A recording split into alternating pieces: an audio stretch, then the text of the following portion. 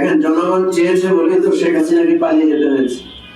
জনগণ রাজপথে নেমে এসেছে, রাজপথে নেমে এসে তারা তাদের রায়, বিক্ষোভ, গণ অভ্যুত্থান ঘটিয়েছে বলেই তো আওয়ামী লীগ এই বাংলাদেশের রাজনীতি থেকে, ক্ষমতা থেকে, সার্বিক অবস্থান থেকে তাদের পতন ঘটেছে।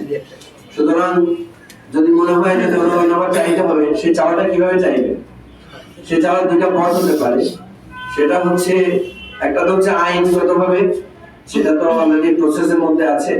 কারণ আমরা মনে করি গণহত্যার সাথে আওয়ামী লীগের সরাসরি সম্পৃক্ততা পাওয়া গেছে।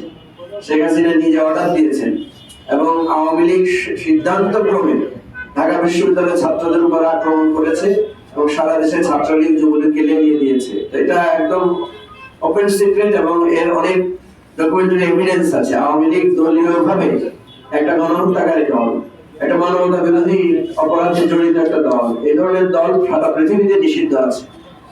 সুতরাং কেউ যদি বলে থাকেন যে আওয়ামী লীগ জনগণ চাইলে ফিরে আসবে, আমি মনে করি জনগণ গণ অভ্যুত্থানের মধ্য দিয়ে তার চাওয়া এবং তার প্রত্যাশার বিষয় ঘটিয়ে দিয়েছে। যদি সেরকম আবার চাওয়ার কারো আকাঙ্ক্ষা থাকে, তাহলে আবার আরেকটা গণ অভ্যুত্থান হবে।